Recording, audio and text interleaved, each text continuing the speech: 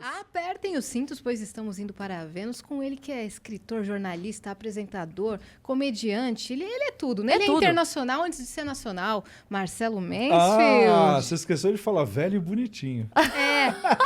É que eu não tive essa percepção. Agora Tô que eu te vi que tem zoando. 5 câmeras aqui. 5 câmeras só pra 5 você. câmeras. Pode falar com todas. Verdade, mas eu prefiro falar diretamente com vocês duas. É isso, a câmera te busca. Sempre olhando para a câmera. Não, tudo bem, vamos conversar. Maravilhoso. Mas eu queria, em primeiro lugar, agradecer vocês, porque depois desse tempão que a gente ficou em casa, dá um alívio saber que a gente pode sair para vir conversar, para vir fazer uma coisa, para vir dar uma entrevista, para vir... Não é? E é impressionante, vamos falar a verdade, que até antes da pandemia a gente dependia das emissoras de TV chamar a gente para conversar. Abriu um novo mundo, né, com o podcast. Sim, é um novo mundo e sem limite de tempo, é uma maravilha. Quando a emissora te chamava, você tinha o quê? 10 minutos, 15, às vezes 30 no máximo. Às vezes nada, né? Às vezes nada. O único lugar que eu sempre tive bastante tempo, acho que a Cris foi também lá, Ronivon. Claro, No maravilhoso. Ronivon a gente ia e ficava, jantava e conversava depois. Sim. Depois que o Ronivon saiu da né? Gazeta, no Todo Seu, terminou o programa da Gazeta, foi diminuindo.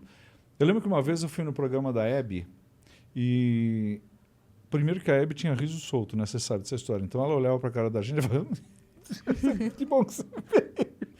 E eu lembro que eu sentei do lado dela, ela falou, Marcelo, não sabia falar Mansfield. Ela falou, Marcelo, é 3 minutos.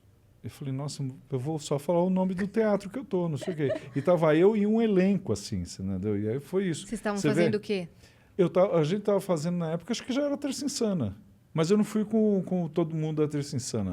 Eu fui com 2 ou 3 e aí eu lembro que teve isso. Ela falou 3 minutos. Meu Deus. 3 minutos é ótimo, porque você fala assim, boa noite, senhoras e senhores, vocês foram uma plateia maravilhosa.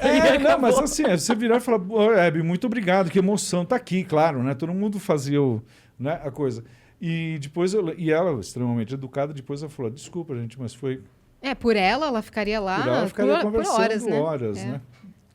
E assim, e é uma coisa que vocês também devem ter isso. Eu hoje pensei na Rainha da Inglaterra, que a Rainha da Inglaterra vai fazer aniversário. Você reparou que a única coisa que a gente tem a vida inteira, a minha geração, a de vocês, a do meio, a das crianças, é a Rainha da Inglaterra?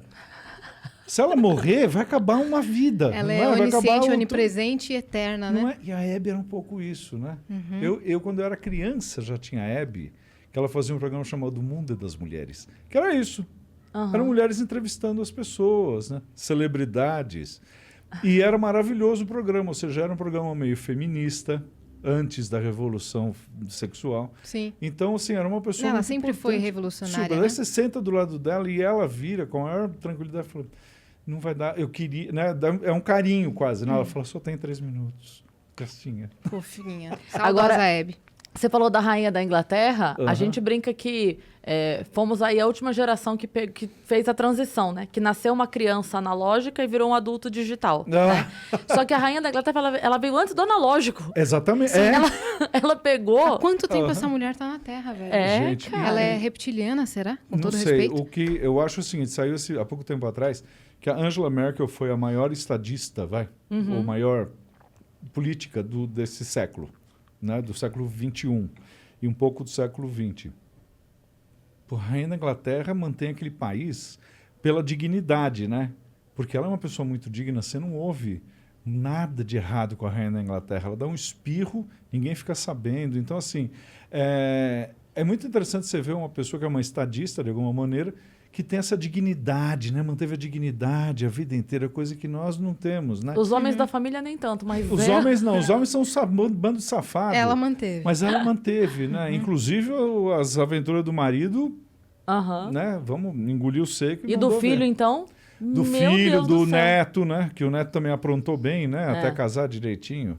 Você Alguém foi acompanha lá a família real, então? Eu tenho uma carta da rainha na minha casa. Que? Tem uma carta da rainha. Ai, Se meu quiserem, Deus. eu mando foto depois. Quero Sobre o quê? muito, me Porque emocionei. o meu avô era inglês e daí, quando completou 110 anos da vinda da família dele para cá, a família, mandou uma carta para a rainha, não é? E ela respondeu. entendeu? Ai, que não é ela que demais. responde, né? É uma lady in wait, né? Uma dama de companhia. E aí veio assinado e falando, a rainha ficou muito feliz de saber que vocês estão comemorando tanto tempo no Brasil, não sei o que, não sei o que, não sei o que. Ele depois me manda a foto para a Cris, você vê. Ai, que Caramba. incrível. É lindo, é uma maravilha. E tem Com também aquele uma selo? outra... Sim, do Palácio de Windsor. Ai, meu Deus. Castelo de Windsor. E tem uma outra carta que a gente perdeu, que foi o meu avô em 1914. Ele era inglês e ele como é que fala isso? Ele se alistou para lutar na Primeira Guerra. E aí tem uma carta do rei, né, que é o pai o avô da rainha da Elizabeth. Uma carta dele falando: é mais útil você ficar no Brasil, ajudando daí, fazendo as coisas daí, porque ele era da telefonia. Seria mais útil os ingleses que estão no Brasil ficarem aí para ajudar o país no esforço de guerra, não sei o que, e a gente perder essa carta. Caramba, essa seria Nossa, raríssima. essa seria uma raríssima, Né? raríssima. Porque era assinada, aí sim, era assinada pelo rei e assinada pelo primeiro-ministro da época. Perder, aquelas coisas, mudança. Sim. Né? Muda de São Paulo para Santos. Minha mãe nasceu em Santos, porque eles estavam chegando. O outro tio nasceu em Campinas, o outro nasceu em São Paulo. Só essas mudanças já vai perdendo, né? Mas a gente tem essa ligação forte com a rainha, entre outras queens, que a gente conhece, que, né, várias drags que a gente conhece também. Uhum.